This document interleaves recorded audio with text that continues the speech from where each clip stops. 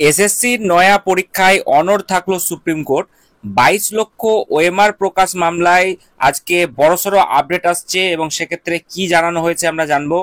পাশাপাশি একাধিক কথা কিন্তু বলা হয়েছে সুপ্রিম কোর্টে, এবং কি বলা হয়েছে সে নিয়ে আজকে বিস্তারিত কি তথ্য আছে চলুন আমরা এই ভিডিওতে জানবো। পাশাপাশি একাধিক প্রশ্ন আপনাদের, যে দাদা এডিট অপশনের কি খবর, কি আপডেট, চলুন এই ভিডিওর মাধ্যমে আমরা একের পর এক কি তথ্য আছে আমরা জেনে নিই।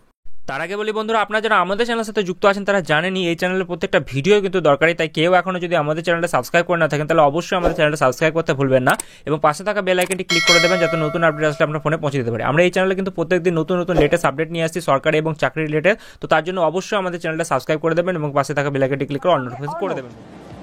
দেখো, আজকে সুপ্রিম কোর্টের 2016 এসএলএসসি পরীক্ষার যে ছাত্রছাত্রীর চাকরি বাতিল হয় সেই মামলাটি নতুন করে আবেদন হয়, নতুন মামলা হয় এবং এই মামলা করা হয় 14 নম্বর আদালতে বিচারপতি সঞ্জয় কুমারের বেঞ্চে।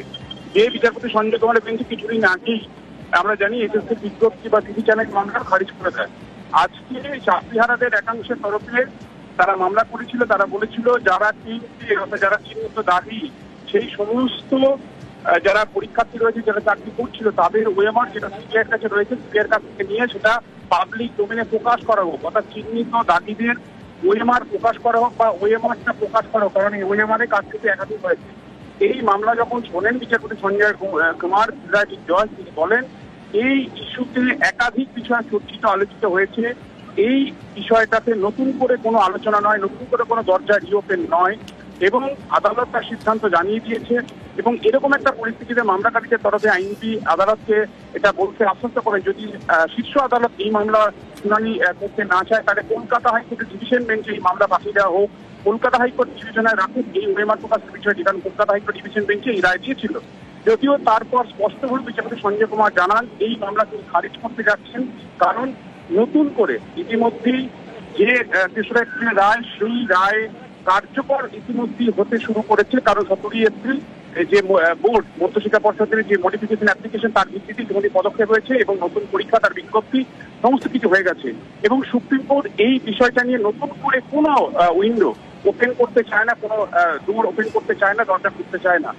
যদি এই মামলা উইথড্র করতে পারলে চাইতে পারে, নতুবা এই মামলা কিন্তু খারিজ করা হবে। অর্থাৎ এই এসএসসির ওএমআর প্রকাশ করতে চেয়ে সুপ্রিম কোর্টে যে মামলা হয়েছিল সেই মামলা আজ খারিজ করল সুপ্রিম কোর্ট। যদি খারিজ করার মুহূর্তে মামলাকারীরা সেই মামলা উইথড্র করে নেয়, খাতা কলমে সেটা খারিজ না দেখালো, আদালতের ভাষায় এটাকে খারিজি বলা হয়, আইনজীবীরা তাই বলছেন।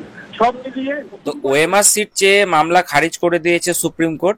এসএসসি পরীক্ষা নিয়ে বড় সিদ্ধান্ত সুপ্রিম কোর্টের, তো নতুন করে পরীক্ষা দিতেই হবে। এসএসসি নতুন পরীক্ষার সিদ্ধান্তে অনড় থাকলো দেশের শীর্ষ আদালত। ওএমআর সিট প্রকাশ করা নিয়ে যে মামলা দায়ের হয়েছিল সেই মামলা আজকে গত শুক্রবার খারিজ করে দিয়েছেন বিচারপতি সঞ্জয় কুমারের যৌথ বেঞ্চ।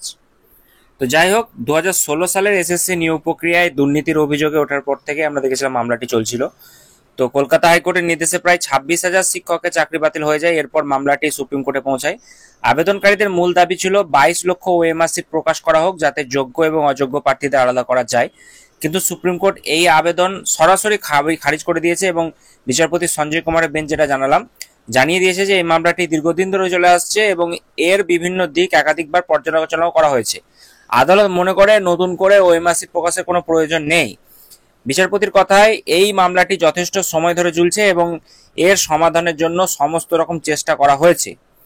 তো পূর্ববর্তী রায় এবং আদালতের চূড়ান্ত সিদ্ধান্ত যেটা হয়েছে যে সুপ্রিম কোর্ট আরো জানিয়েছে যে চাকরি বাতিলের বিষয়ে এর আগে একাধিক আবেদন, রিভিউ পিটিশন এবং অন্যান্য আবেদন খারিজ করা হয়েছে, তাই নতুন করে এই বিষয়ে হস্তক্ষেপ করার কোনো কারণ বা দরকার নেই। তো আদালত আবেদনকারী পরামর্শ দিয়েছে যে যে কোনো জিজ্ঞাসাবাদ বা স্পষ্টীকরণের জন্য তারা যেন হাইকোর্টে দ্বারস্থ হন, সরাসরি সুপ্রিম কোর্টে আসার কোনো প্রয়োজন নেই তারা কিন্তু বলেছেন। তো মামলাটি একেবারে প্রাথমিক পর্যায়ে খারিজ করে দেওয়া হয়েছে। বিচারপতি আবেদনকারীদের মামলাটি প্রত্যাহার করে নেওয়ার পরামর্শ দিয়েছেন। এর ফলে ওএমআর সিট প্রকাশের মাধ্যমে যোগ্য প্রার্থীদের আলাদা করার যে সম্ভাবনা ছিল তা আপাতত বন্ধ হয়ে গেল। অর্থাৎ বুঝতেই পারছেন যে পরীক্ষা কিন্তু হচ্ছে, আর কোনো টালবাহার নয়, পড়াশোনায় মন দিতে হবে। এবং সেক্ষেত্রে লাস্ট যে মামলাটি আপনারা অনেকেই অপেক্ষা করছিলেন যে সেটা হয়তো খারিজ করে দেওয়ার ফলে আমরা দেখতে পাচ্ছি আর কিন্তু কোনো রকম পথ খোলা থাকছে না। অর্থাৎ পরীক্ষা যে নির্ধারিত সময় 7 এবং 14 সেপ্টেম্বর নির্ধারিত সময়ে কিন্তু অনুষ্ঠিত হবে। সেই পরীক্ষার টাইম টেবিল এবং সমস্ত কিছু ডিটেলস নোটিফিকেশনে গতকালকে আমি আলোচনা করে দিয়েছি, না দেখে থাকলে দেখে নেবেন। এখন কথা আসছে যে এডিট অপশন নিয়ে এখনো কোনো আপডেট কেন এলো না। তো আমরা দীর্ঘক্ষণ ধরে কিন্তু তাকিয়ে রয়েছি ওয়েবসাইটের দিকে, কিন্তু এখনো পর্যন্ত কোনো রকম কোনো কিন্তু আপডেট পাওয়া যাচ্ছে না। তো সেক্ষেত্রে কি কোনো আপডেট আসবে নাকি আসবে না? তো যেটা জানা যাচ্ছে যে অবশ্যই আপডেট আসবে, কিন্তু তার জন্য একটু সময় লাগবে বলা হয়েছে। তো তার জন্য আমাদেরকে কি করতে হবে, অবশ্যই একটু ধৈর্য ধরতে হবে, এবং যখনই কোনো আপডেট আসবে তখনই আমি আপনাদেরকে কিন্তু time to time up to date দিয়ে থাকবো। তো তার জন্য আমাদের চ্যানেলের সঙ্গে যুক্ত থাকবেন এবং পাশাপাশি আমাদের টেলিগ্রাম গ্রুপে জয়েন করে নেবেন, সেখানে কিন্তু আপডেট দেওয়া হয়ে থাকে। তো চলুন দেখা হচ্ছে পরবর্তী আরেকটি গুরুত্বপূর্ণ ভিডিওতে।